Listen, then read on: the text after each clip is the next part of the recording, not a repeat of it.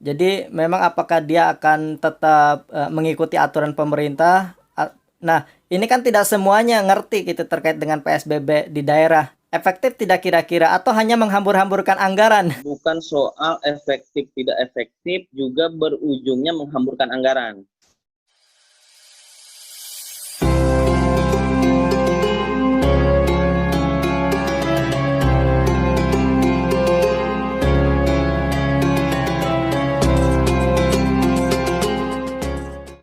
Assalamualaikum warahmatullahi wabarakatuh.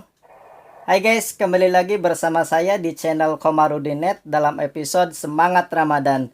Nah, tentunya kali ini sangat spesial sekali karena telah hadir bersama saya tokoh muda, inspiratif, dan aktivis. Beliau saat ini posisinya menjabat sebagai anggota DPRD Kabupaten Kuningan, Jawa Barat, khususnya Dapil 3. Nah, dalam hal ini kita akan membahas terkait dengan akan diberlakukannya PSBB serentak di Jawa Barat, termasuk di dalamnya Kabupaten Kuningan. Beliau adalah Kang Apif Firmansyah. Kang Apif, gimana Kang kabarnya? Sehat? Alhamdulillah, hatur nuhun Kang Asep. Iya Kang. Kang, terima kasih sudah berkenan hadir di channel Komarudin.net. Sami-sami Kang. Siap Kang. Begini Kang, kita akan membahas karena mengingat bahwa Kabupaten Kuningan katanya akan diberlakukan PSBB serentak gitu di Jawa Barat, termasuk di dalamnya Kabupaten Kuningan. Nah, nanti hari Rabu tanggal 6 Mei 2020. Nah, nanti konsepnya sendiri seperti apa, Kang? Apakah sama penerapannya seperti di Jakarta, yaitu semua pergerakan masyarakat ditutup termasuk lini bisnis, ada pengecualian yaitu 8 sektor, salah satunya perbankan, kesehatan, yang lain-lain. Apakah sama seperti di Jakarta, Kang, nanti konsepnya? Terima kasih sebelumnya sama Kang Acep Komarudin. Tambah sukses mudah-mudahan ya, barokah. Amin. Amin, Kang. Mudah-mudahan puasanya nggak bolong-bolong Kang Siap. Acep. Doain, Kang. Terima kasih semuanya. Terkait PSBB di Kabupaten Kuningan, tentunya ada beberapa tahapan yang sudah dilakukan.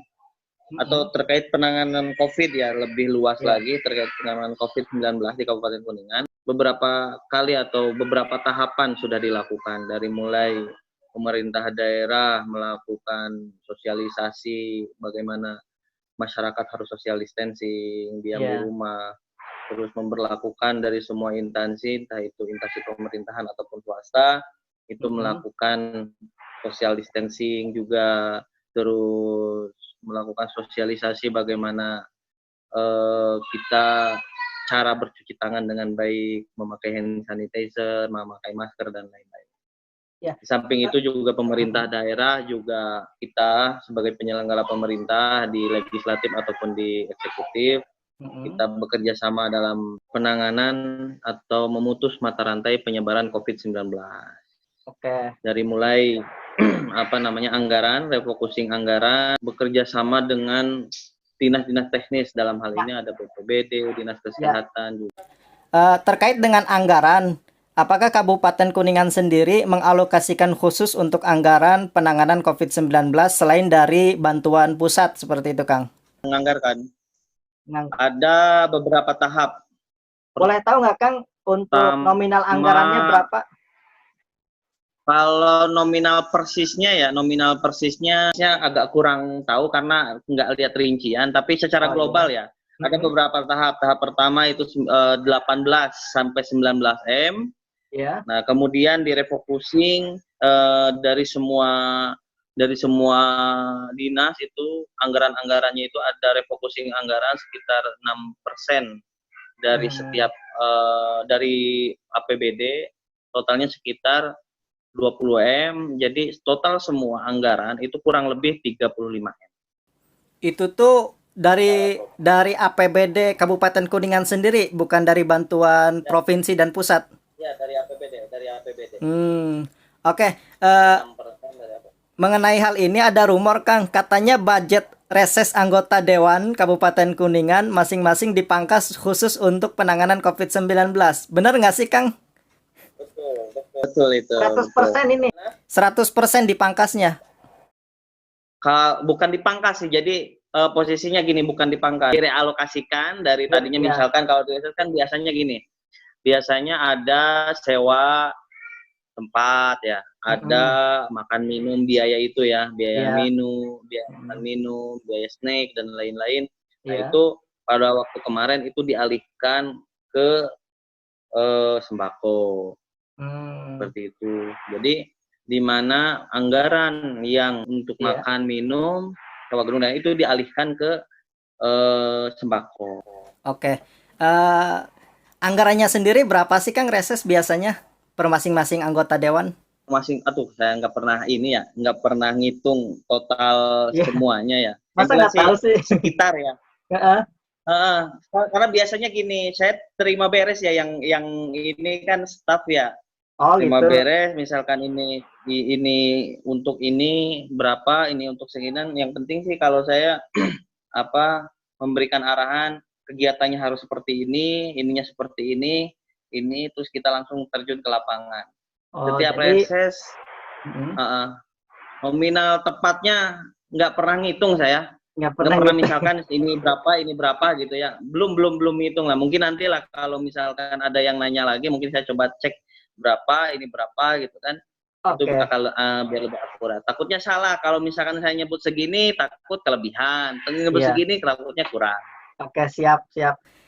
Begini Kang, kembali lagi ke peraturan PSBB yang akan diberlakukan oleh Kabupaten Kuningan sendiri. Sejauh ini kan masih banyak pemudik yang lalu lalang ke Kabupaten Kuningan melalui bantuan travel gitu ya. Nah, ini kan artinya masih ada kelonggaran. Apakah nanti ketika sudah diberlakukan PSBB di Kabupaten Kuningan, pemudik sudah benar-benar tidak bisa masuk ke Kuningan sendiri? Ya, untuk di Kabupaten Kuningan pemudik ya kita juga agak sulit dari informasi-informasi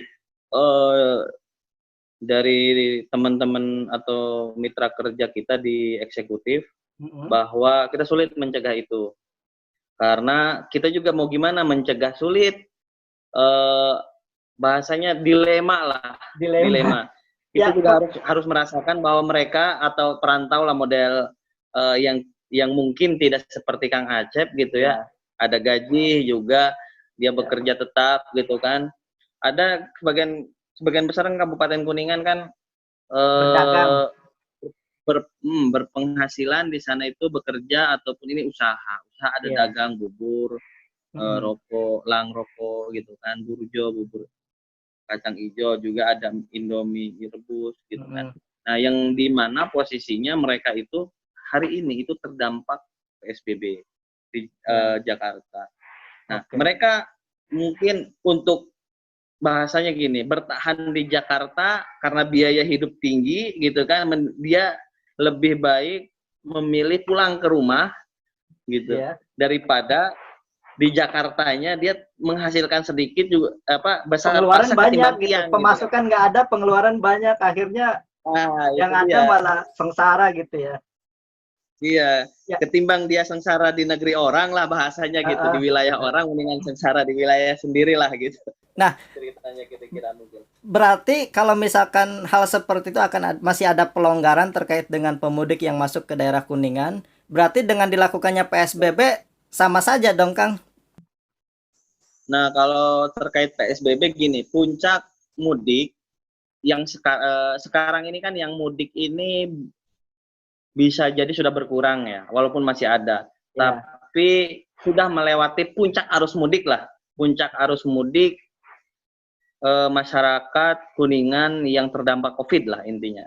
Yang terdampak COVID di Jakarta ataupun di kota-kota besar lainnya. Jadi mungkin terkait PSBB ini juga bisa mengurangi itu karena biasanya yang mudik itu kan tergantung travelnya. Apakah travelnya bisa atau gimana gitu kan? Kan biasa seperti itu. Kalau travelnya lincah gitu kan nyari jalan, itu bakal masih banyak aja gitu. Cuman pada intinya gini, kita tidak bisa melarang itu, juga tidak bisa bertindak ataupun memberikan sanksi kepada mereka secara tegas, tapi kita memberikan himbauan kepada masyarakat, warga Kabupaten Kuningan yang mudik di Kabupaten Kuningan agar setelah pulang itu mengisolasi mandiri.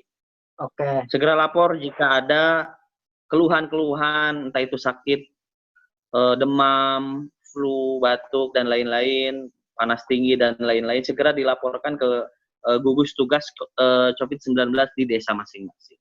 Oke. Pertanyaan saya yang tadi pertama belum terjawab kan mengenai PSBB yang akan diberlakukan di Kabupaten Kuningan. Konsepnya sama tidak seperti di Jakarta. Nanti semua lini bisnis ditutup kecuali ada 8 sektor. Apakah sama atau memang ada pengecualian mengingat ini di daerah? Nah, saya tidak begitu mengikuti ya bagaimana PSBB di Jakarta, tapi di Kabupaten Kuningan mungkin bisa dibandingkan sama Kang Acep yang ada di Jakarta. Di Kabupaten Kuningan ini pemberitaan awal bahwa rencana awal bahwa PSBB ini akan dilakukan di 11 kecamatan. Ya kan? Cuman ini ada kabar lagi bahwa penerapan PSBB di wilayah Kabupaten Kuningan ini tidak hanya bisa jadi gitu kan, tidak hanya di 11 kecamatan. Ini di seluruh wilayah Kabupaten Kuningan. Nah, dalam hal ini terkait teknisnya, terkait teknis itu dari informasi yang sebelumnya saya peroleh gitu kan, itu ada penutupan jalan, di mana jalan keramaian dan lain-lain. Nah, terkait masa jam berlaku itu dari mulai jam 4 sore sampai pagi subuh.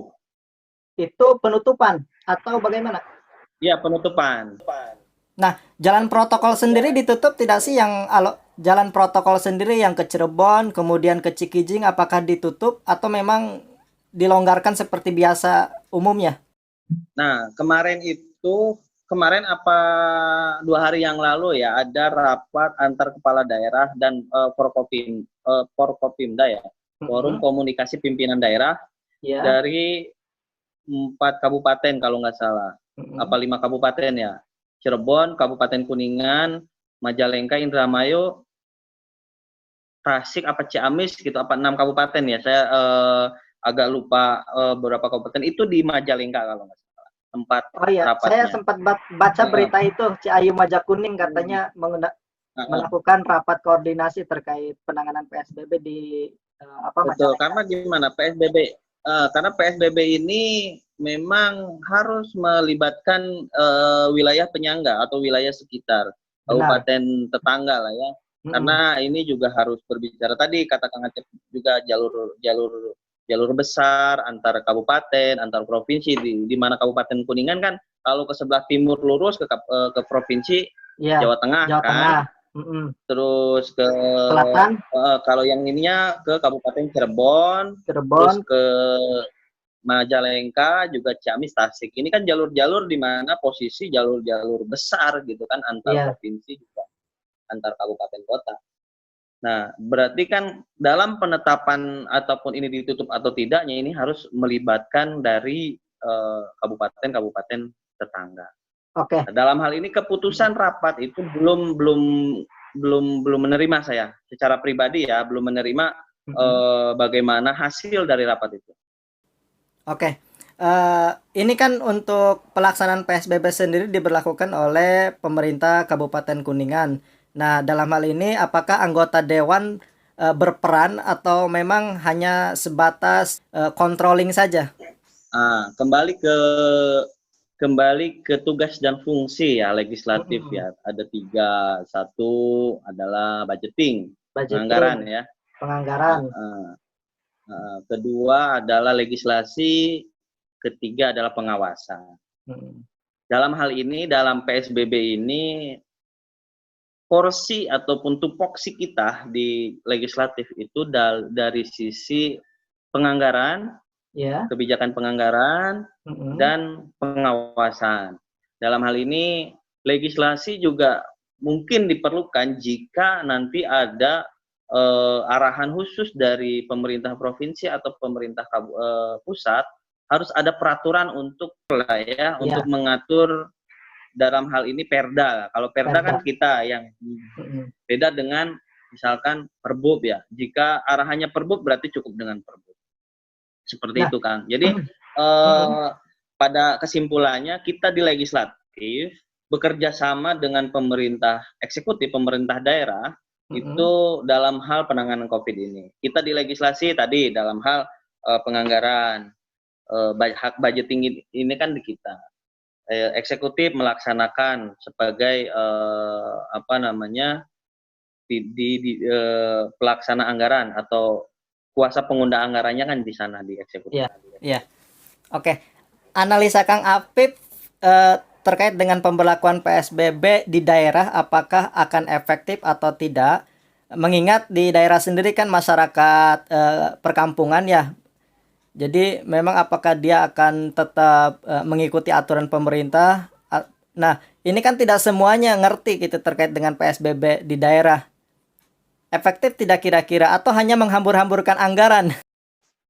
Sebetulnya gini, bukan soal efektif tidak efektif, juga berujungnya menghamburkan anggaran. Ya. Ada bahasa gini yang saya pernah beberapa diskusi ya dengan kawan-kawan, juga dengan teman-teman ataupun baca-baca di media sosial, juga di yang lain. Ini juga mungkin bisa menjadi masukan buat kita bersama bahwa posisinya ini sedang kondisi wabah. Dimana kondisi wabah ini berarti kan harus ada satu komando di mana harus diturutin kan. Nggak bisa wabah ini apa namanya satu kebijakan muncul kemudian banyak yang mengkritik gitu kan. Ini sulit juga.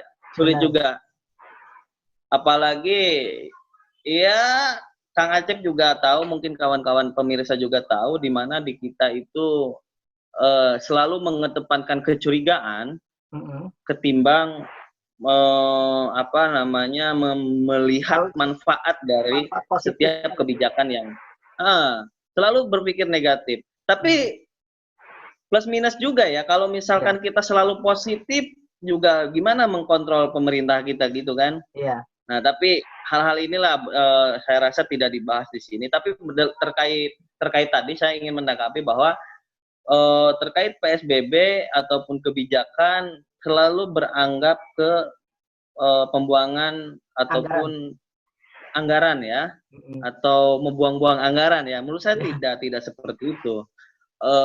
Gini, kebijakan terkait PSBB ini adalah agar masyarakat ini tertib, agar kita semua juga tertib dalam hal menghadapi atau memutus mata rantai penyebaran COVID, penyebaran COVID-19.